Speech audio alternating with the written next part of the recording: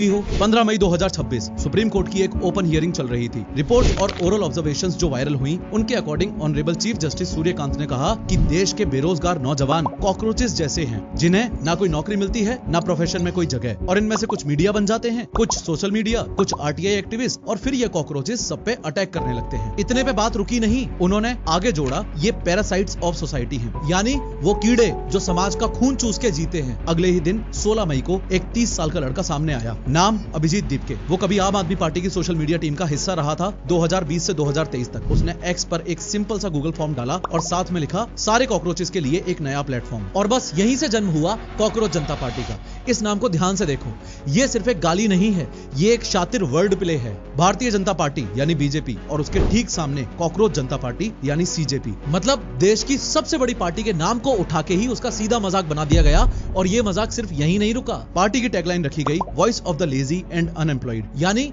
आलसी और बेरोजगार लोगों की आवाज। पार्टी ने खुद को बताया a political front of youth, by the youth, for the youth, यानी कि यूथ का यूथ के द्वारा और यूथ के लिए, और अपनी सोच लिखी सेक्युलर, सोशलिस्ट, डेमोक्रेटिक और लेजी। यहाँ तक कि मेंबर बनने की एलिजिबिलिटी भी एक मजाक है। बेरोजगार होना चाहिए, आलसी होना चाहिए, क्रॉनिकली ऑनलाइन होना चाहिए और प्रोफेशनली रेंट करने की एबिलिटी होनी चाहिए। पर यहाँ एक ट्विस्ट है, ये सब तो मजाक था, पर जो नंबर्स आए वो बिल्कुल मजाक नहीं थे। इंस्टाग्राम अकाउंट पहले 24 घंटे में ही 50 लाख से ज्यादा फॉलोअर्स क्रॉस कर गया और अभी तक टोटल 1.5 करोड़ फॉलोअर्स हो चुके हैं इंस्टाग्राम पे। सिर्फ 2 दिन में ही बीजेपी के टोटल इंस्टा फॉलोअर्स भी काट दिए और शुरू में ही 3,50,000 से ज्यादा लोग गूगल फॉर्म भर के इसके मेंबर बन गए। महुआ मोइत्रा और कीर्ति आजाद जैसे बड़े नेता पब्लिक में इस पार्टी से जुड़ने की बात करने लगे। और सबसे बड़ी बात, सीजेपी के सपोर्टर्स बिहार की बांकीपुर बाई इलेक्शन लड़ने तक का सोचने लगे। यानी कि सिर्फ एक सटायर, सिर्फ एक मजाक धीरे धीरे इलेक्टोरल पॉलिटिक्स की तरफ बढ़ने लगा। चूंकि नंबर्स इतने खतरनाक तरीके से बढ़ते जा रहे थे, एक मूवमेंट सा बनता जा रहा था, तो शायद सिस्टम को भी अपनी गलती